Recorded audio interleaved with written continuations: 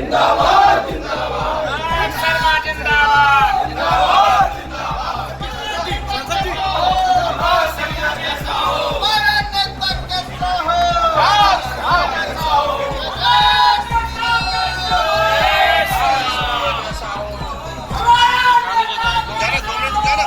पहले तो अपने शीर्ष नेतृत्व को, आदरणीय मोदी जी, झांसी की प्रिय जनता को और विशेष रूप से मेरे सारे देवतुल्य कार्यकर्ताओं को, भाजपा के एक एक कार्यकर्ता ने, हमारे अध्यक्षों की, हमारे सारे जनप्रतिनिधियों के साथ में मिलके जो पिछला इतना लंबा, इतना ऐतिहासिक चुनाव हुआ है, इस देश में कभी इतना लंबा चुनाव नहीं हुआ मेरे ख्याल से, और इन सबको मैं दे देना चाहूँगा।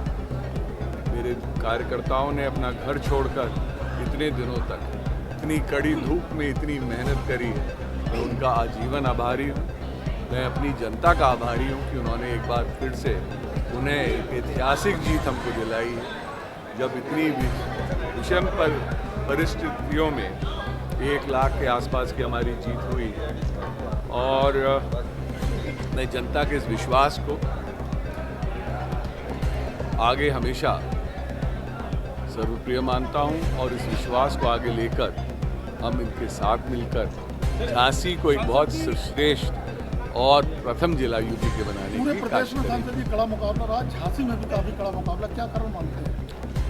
ये एक तो मैं मानता हूं क्योंकि वोटिंग परसेंटेज कम रहा, वोटिंग परसेंटेज की वजह से 4-5% में, और जब लोगों को ऐसा लगने कभी कभी लगता है कि हमारी जीत सुनिश्चित है, तो बहुत सारे हमारे वोटर्स इतनी कड़ी धूप में नहीं निकले, और ये कारण रहा है। दूसरा कारण ये भी रहता है कि ऐसे में जब लंबा चुनाव होने लगता है तो विपक्ष को एक मौका मिल गया बहुत सारी अफवाहें फैलाने का, और हमारे भोले भाले लोगों ने कुछ अफवाहों में विश्वास किया।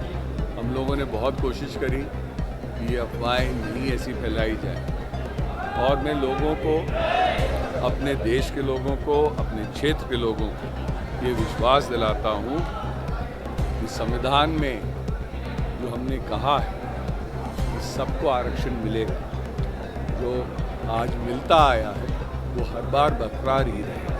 अगले 5 साल में झांसी लड़ने पर कमेंट्स होते रहे, क्या कहना चाहेंगे विपक्षियों को जो आप पे लगातार ये बहुत छोटी सोच से निकलते हैं। जब आप छोटी राजनीति करते हैं तो आपको ऐसे परिणाम मिल जाए। लोगों को विश्वास, ये राष्ट्र का चुनाव है, और जिन लोगों को हारने की आदत हो चुकी है उनको जनता भी बता देती। जय श्री राम। सांसद जी, अगले 5 साल में झांसी लड़ने को क्या अपेक्षा है? मेरे बहुत सारी आशाएं हैं, हमारे लोगों की बहुत सारी आशाएं हैं। विशेष रूप से झांसी में जो अभी हमने कुछ प्रोजेक्ट शुरू करे थे वो थोड़े से डिलेड चल रहे थे, पानी के बारे में, वो उसको पूरा करना है।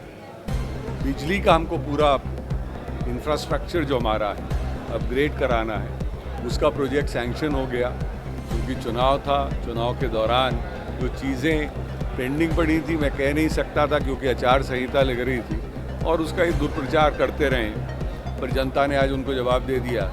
और ये सारी चीज़ें हम अपने क्षेत्र के लिए करेंगे, लोगों के लिए होना ज़रूरी है। मैं मानता हूँ कि प्राथमिकता स्वास्थ्य को, शिक्षा को, और ये जो रोज़ के जीवन की हमारी चीज़ें हैं, बिजली, पानी, इनको हम लोग प्राथमिकता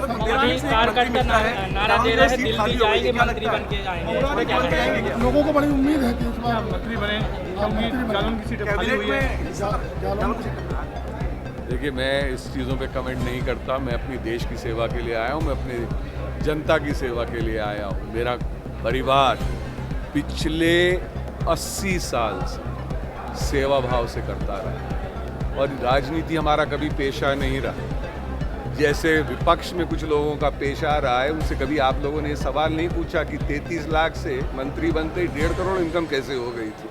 अनुराग शर्मा का पेशा नहीं है। अनुराग शर्मा इस राजनीति में इसलिए आए हैं क्योंकि मेरा भाव है कि हम सेवा करें। बड़ी मेहनत करूंगा मौरानीपुर वालों के लिए। आप जिसे अफवाह कह रहे, लेकिन प्रदेश में जनता ने उस अफवाह को हाथों हाथ दिया है, 45 सीटें मिली हैं गठबंधन देखिए, क्योंकि अभी नहीं मिली, को। रिजल्ट आ जाने लीडिंग दीजिए, है। ये हम मान के चल रहे हैं, पर आप इस चीज़ में मान के चलिए, अफवाह तो अफवाह होती है। और जब मोदी जी जैसे दुनिया के सबसे लोकप्रिय नेता ये कह सकते हैं कि मैं अपनी जान दे दूंगा पर इस चीज़ पे हाथ नहीं लगाने दूंगा, और ये अफवाह फैलाई गई और बहुत बुरी तौर से फैलाई गई। लोगों को पता नहीं किस किस चीज़ के अलग अलग भ्रम फैलाई गई। तो आप लोग खुद ही रिपोर्टर्स हैं, आप लोग इतने इंटेलिजेंट लोग होते हैं, आप लोग खुद ही जाएंगे, आप लोग पता कर लेंगे, आपको बहुत सारी कहानियां सुनने को मिलेंगी। इसी के लिए नहीं, बहुत सारी चीज़ों को फैलाई। जी, क्या ये मान के चलो कि मोदी तो कमजोर हो चुका है? 240 के आसपास बीजेपी को अभी तक सीटें दिखाई दे रही हैं, जो कि बहुमत से दूर है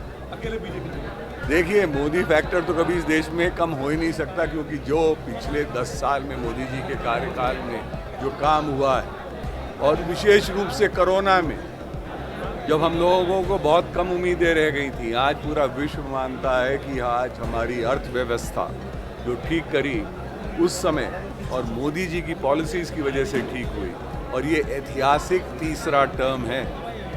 कभी भी एक प्रधानमंत्री कभी पहले रहे जिनको तीसरा टर्म मिला है, और मोदी जी ने हमेशा लोकतंत्र को, इस देश के संविधान को सर्वप्रिय माना है। और पहले प्रधानमंत्री ऐसे हैं जो सीढ़ियां चढ़ के अब उन्होंने मत्था टेका था पार्लियामेंट के अपनी सीढ़ियों।